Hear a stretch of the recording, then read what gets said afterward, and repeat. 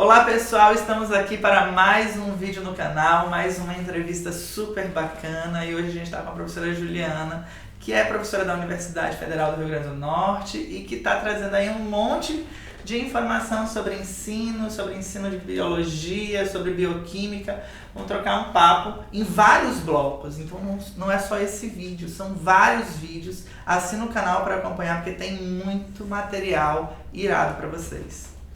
Então, Juliana, seja muito bem-vinda. Mariane, seja muito bem-vinda. E vamos começar a bater papo. Eu acho que a gente pode começar com metodologias ativas. O que é metodologia ativa? Claro que você pode falar também. Boa tarde. Boa noite, bom dia. Eu fico muito feliz pelo convite, né, de vocês. Eu acho que é muito importante divulgar, não é, estratégias de ensino, metodologias, tendências atuais de ensino, né? Então, o ensino de ciências, ele tem essa pegada, né, de inovação de metodologias, e a metodologia ativa, ela está bem inserida no contexto do ensino de ciências, né? Então, a metodologia ativa é uma metodologia que já vem há bastante tempo vem sendo trabalhada, né, mundialmente. Eu acho que no Brasil a gente precisa acelerar esse processo. Eu acho que a metodologia ativa precisa ser incorporada nos currículos, né? Então, onde o professor saia de protagonista, né, de função de protagonista, e o aluno passe a ser o protagonista da geração do seu conhecimento. Claro que nesse processo o professor não fica à margem, né? Pelo contrário, ele tem que ficar muito presente para promover esse crescimento e esse desenvolvimento do processo de construção do conhecimento, né? A gente tem falado muito de metodologias ativas e a verdade é que metodologias ativas são diversas. E em diferentes áreas elas são abordadas, mas existem alguns atributos em comum, assim. A gente tem a noção do aluno se tornando protagonista, então ele indo para frente da sala, ele pesquisando antes o conteúdo ou intervindo na sua sociedade. A gente tem essa concepção do professor que ele é mais animador, né? Ele recebe o aluno em sala, ele tem domínio daquele conteúdo, mas ele entende que esse aluno tem algo a acrescentar. E o que eu vejo realmente é que quando você faz o aluno tá realmente atuando na construção do conhecimento, e o professor ali como mediador, o aprendizado ele é muito mais potencializado do que ele está naquele sistema mais tradicional, do que o professor está lá só transmitindo conhecimento. E isso eu vejo que já há uma certa cobrança até em sala de aula, assim, quando eu fui no estágio 1 e tal, que eu cheguei lá propondo dar o ensino de plantas, já com os exemplares de cada grupo de plantas lá, já mostrando a característica, já mostrando algo mais palpável, falando, nossa, que legal, eu estava acostumada só com slide, o professor falando. Então é muito legal você já ter feito essa atividade para a gente tentar identificar as características, a gente gosta mesmo de fazer. Então, assim, por mais que a gente sabe que os alunos, ao estarem condicionados com o ensino tradicional, vão ter, sim, resistência, a gente já vê que há, sim, já uma nova leva que aceita bem esse fazer e não só o ficar lá sentado ouvindo. Até porque tem muito com as novas mídias, né? A gente viu essa passagem toda da era da informação, e a era da informação mesmo exemplifica, assim, no começo da internet a gente só lia. E daí, de repente, a gente começou a poder comentar e, de repente, fazer sites, produzir conteúdo, e a gente tem uma geração inteira de youtubers aí. Então, essa nova geração, ela quer muito fazer a assinatura dela, mostrar. E ela pensa diferente, né? Eles são os considerados nativos digitais. A gente pensa, na nossa formação, os conteúdos eram sequenciais. A gente estudava numa sequência. Justo. Então, os nativos digitais não são assim. Como eles nasceram na conectividade, então eles pensam a todo momento. Ele está estudando alguma coisa que surge algo, então ele busca aquela informação e complementa, e não ter uma linearidade, não. A informação é conectada. Então, a forma que eles aprendem atualmente, o jovem nativo digital, é diferente de como a gente aprendeu. Total. Nossa, eu vejo meus alunos assim. Eu tenho um aluno maravilhoso, se chama Will. E é um moleque de 7º ano, tudo, e tu fala pra ele assim, pô, Will, esse verbo aqui a gente vê na música dos Beatles. Cara, eu adoro Beatles. Mas não é que ele adorava e sempre ouviu Beatles, não. Ele foi no dia que teve a aula, pesquisou sobre, no outro dia ele chega, adoro Beatles, é porque eu conheço, não sei o quê, porque a música é tal, porque ele, o senhor parece com o Paul McCartney, ótimo. E daí vai fazendo essa discussão. Eu penso que é muito por vibe de interesse mesmo, porque eles têm todo o conteúdo ali, o Google tá na mão. Exatamente. E tá. Agora, embora esteja na mão, a função do professor é forte e necessária nesse processo. Porque muita informação que está no Google... Sim, ele tem que saber filtrar, tem que saber pesquisar. Tem que ter uma análise crítica. E as metodologias ativas acabam treinando o aluno para essa informação, né? Na hora que ele seleciona, na hora que ele critica, que ele analisa. Isso é desenvolvido nas metodologias ativas. Com tem certeza. Que fazer parte do objetivo do professor, quando propõe as atividades. Eu acho que a BNCC, ela trouxe aí essas competências e ao trazer as competências, meio que movimentou todo mundo a entender, opa, não, meu aluno precisa refletir, meu aluno precisa ter conhecimento enciclopédico, mas ele precisa ir além, atrás. Mas está chegando aos poucos, eu acho que uma hora desenvolve. Mas está chegando aos poucos porque falta formação. Falta investimento, falta busca. Então, Tanto... o BNCC é uma grande proposta. Né? Assim, você vê lá as competências, as 10 competências, nem a gente tem. Claro. Nós professores não temos essas competências. Né? Mas assim, é grandioso o que a gente pode promover em termos de formação integral do nosso aluno. Né? Mas precisa muito investimento, precisa formação, os professores não têm formação para trabalhar as competências da BNCC, né? Infraestrutura, valorização do professor, porque tem que ser valorizado para si, porque dá trabalho. Dá muito. Sim. Não, e tu obviamente, tu trabalha muito mais, porque tu tem que pensar em toda a atividade e tem que pensar em como o teu aluno vai interferir. E o que esse aluno vai trazer de novo, que é uma sequência nova também, assim, eu comecei a trabalhar no interior. Dei aula em cursinho, mas cursinho é muito tabelado mesmo. E daí fui dar aula em escola básica no interior. Quando eu cheguei no interior, a primeira geração de turmas que eu tive, maravilhosa, mas ela não ia atrás. A conversa ficava ali, naquele espaço. Meus alunos de hoje, sabe, 8 anos depois, é avassalador, porque eles chegam, eles olham e falam, não, professor, tá errado isso daí. Não é assim não concordo, não. E eles vão trazendo e as propostas de aula e os jogos e o que eles modificam. Tem uma dinâmica que se chama xadrez verbal. Os alunos ficam de pé e eles vão jogando um xadrez com alguns são peões, um líder fica comandando os seus peões e eles têm que chegar ao fim do tabuleiro e vencer o outro grupo fazendo mímicas dos verbos. E daí um aluno falou assim, não, tá muito chato isso daí porque é muito fácil. Vamos dificultar? E eles vão criando as regras, eles vão intervindo. Se desafiando, né? Sim.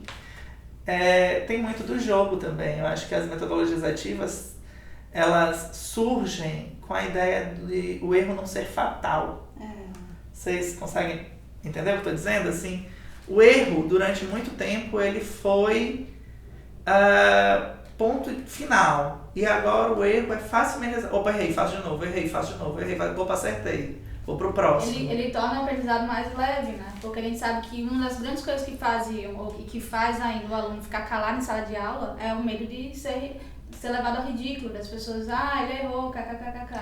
E na brincadeira, isso é algo orgânico, é natural, você errar, você tentar de novo. Então é uma forma de você ensinar os alunos até a aprender a estudar, a estar lá persistindo, e não, errei, desistir da disciplina, desistir do conteúdo, né?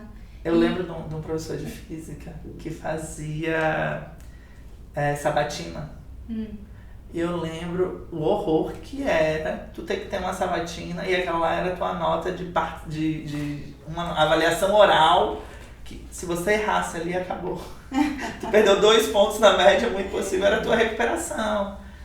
E hoje eu vejo os meus colegas de física entregando o jogo e falando, se você zerar, você tem tua nota. Então, quando vai fazer aquele exercício uma vez, outra, opa, zerei, ó, tá aqui, professor, provei que eu sei.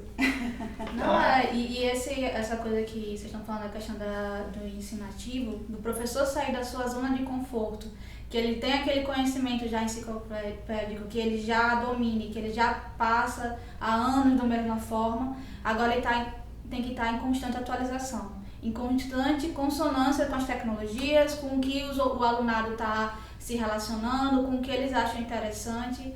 Então, a gente até, numa disciplina de Química para Ensino de Ciências, a gente tinha que fazer uma aula de consolidação do conteúdo.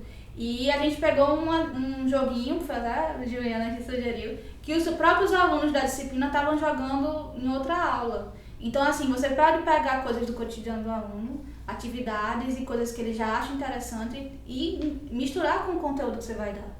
Tornar aquilo mais orgânico, menos abrupto, menos, sabe, pesado. Até porque tem muita oferta. A gente tem o Demonstre e a gente recebe muito e-mail de pessoas. Daí, recentemente, a gente postou lá 200 atividades de química.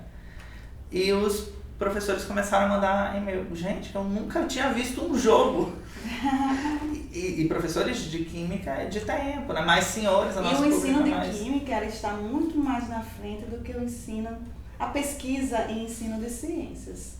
Claro que ele tem o jogo da tabela periódica, eles têm uns 10 jogos muito bem formados, mas que não são de acesso à comunidade docente e aos pais.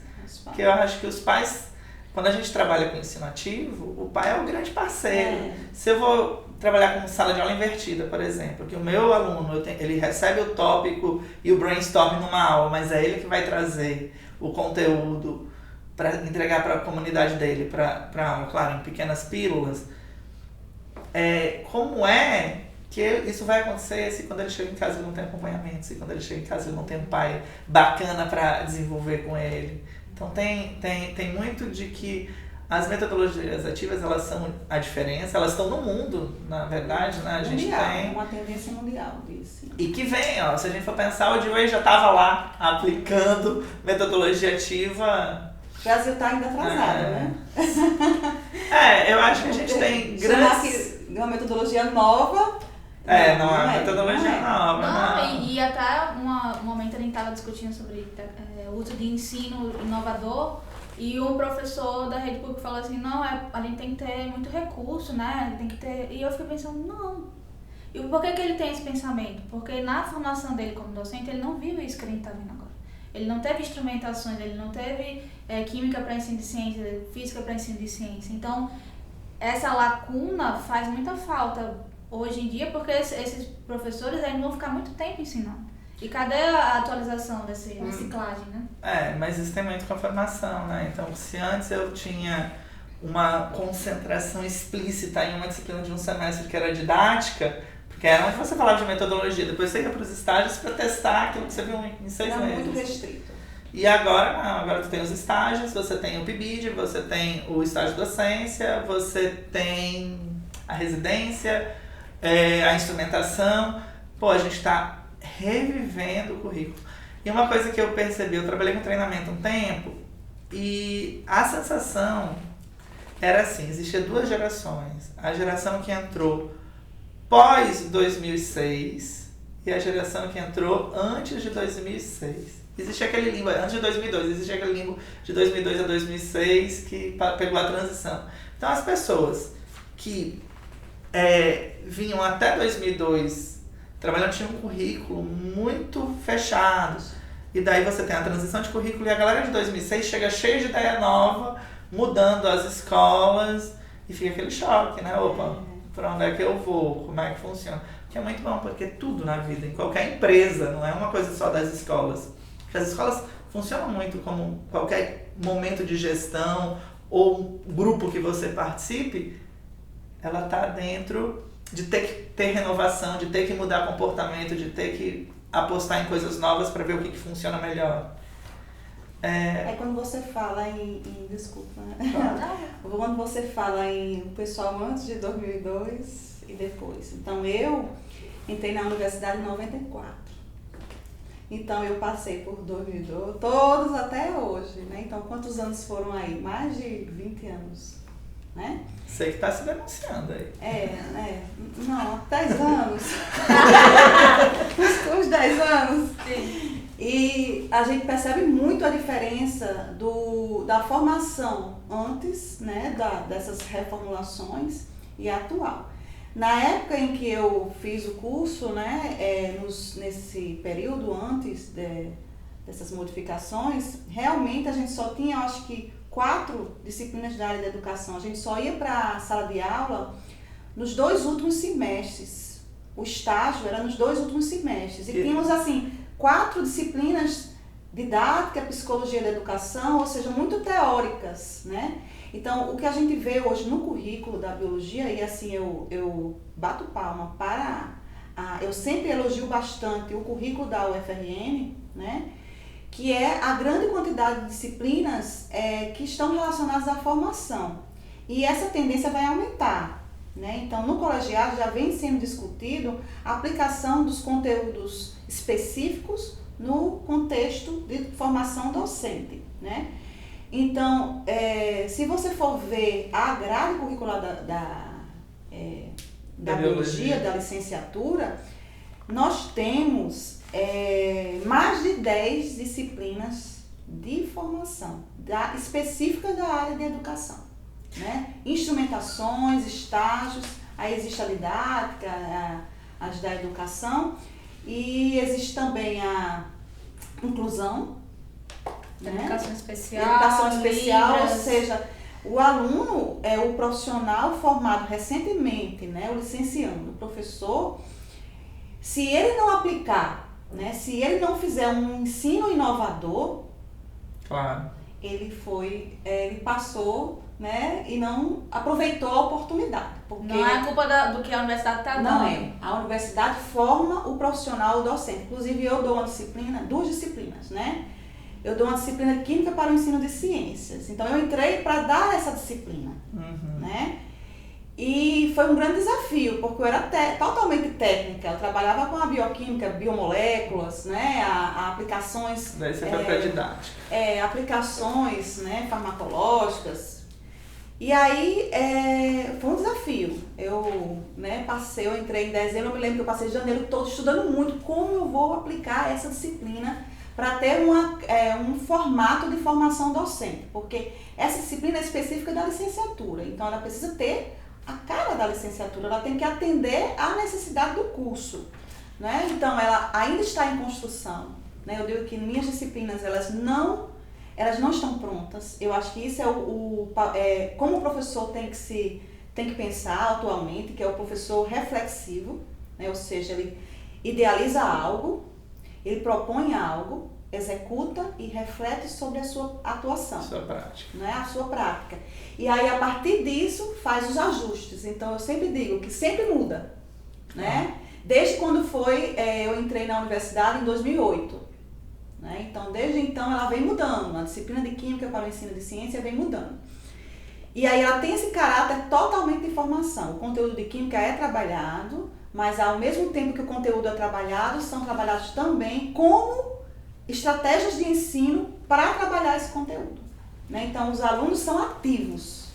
Ativos no processo. É sensacional. E eu vejo que a gente tem conseguido mudar outras áreas. Por exemplo, o ensino de medicina, ele se modificou e hoje em dia você tem a entrega de conteúdo, mas você ensina aquele conteúdo através dos estudos de caso. Então, questão problema. O aluno, durante o curso, ele está o tempo inteiro treinando diagnóstico, que era uma coisa que não existia. Não existia essa função de ensino, essa preocupação. E outras áreas estão muito nessa tendência prática, esse letramento laboral mesmo, de você experimentar. Então, eu vejo que as metodologias ativas, elas estão aí, elas estão conseguindo ter o seu impacto. A maior dificuldade é entender o que é uma metodologia ativa e como é que você pode trazer essas metodologias ativas. Entender que para trazer uma metodologia ativa, sim, você precisa estudar. Mas que, existem diferentes propostas de metodologias ativas. Então você pode escolher qual que é a metodologia que você vai adotar e como é que tu vai empregar. Eu pagando essa disciplina com Juliana, A gente vê o leque de opções gigantes que você tem para aplicar o mesmo conteúdo. E um leque de opções gigantes que você tem de trazer aquele conteúdo para a realidade do aluno. Então você pode falar de lixo eletrônico, você pode falar de tipos de panelas, para falar de química, para falar de ligações. Então, assim, foi muito interessante pagar essa disciplina e eu acho que esse tipo de perspectiva dentro da licenciatura é uma transformação necessária.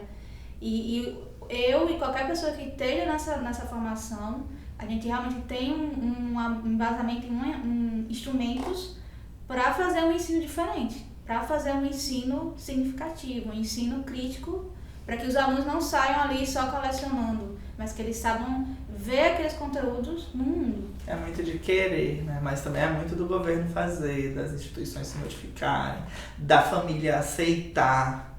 Porque é muito comum quando você propõe um projeto, você receber um pai que estranha. E daí você tem que saber receber, porque por que o meu filho tá caçando Pokémon? Sabe? É uma discussão que você, como é que você vai abordar? Não, teu filho tá aprendendo os tamanhos, tá aprendendo as cores, tá aprendendo os tipos, os elementos, e esse é o conteúdo que ele ia ter. Eu só trouxe de uma maneira mais atrativa e ele vai me trazer uma tabela de aprendizagem ali. Mas fica difícil. Porque existe uma herança, não é? Uma herança do tradicional. Não? Os pais, eu fui educada no modelo tradicional. Assim, não quer dizer que eu sou da geração mais antiga, né? Na verdade, do século passado. Né? E nós fomos ensinados assim. Né? Nossos pais, os pais dos nossos alunos, eles foram ensinados assim. Então, eles não encaram a metodologia ativa, essas atividades ao qual o aluno participa, não sentado olhando um quadro, como aprendizado, como ensino. Né? Porque eles não foram ensinados assim. Exato. O que não quer dizer que se você se sentir bem usando a metodologia tradicional, não valha. Quer dizer que a gente quer que você experimente. Né? E até porque como é um tipo de metodologia que exige muito de preparo do professor, de preparar o conteúdo, de adaptar ao universo que ele vai aplicar, na realidade atual da educação brasileira é difícil você ter 100% das suas aulas nesse estilo. Mas é interessante que aqui e acolá, ou em cada conteúdo, você tem uma aula dessa que faça o aluno sair desse escopo da inércia, né? E ir para a atividade. E a gente tem passado aí, por exemplo, o próprio livro didático, hoje ele já traz essas sugestões de atividades que o aluno protagonize, que não são apenas atividades de pesquisa. Claro que você precisa querer fazer e a gente precisa modificar. Vamos fechar, eu acho que a gente conseguiu falar tanta coisa bacana, né? Obrigado, gente. Até mais. Tchau!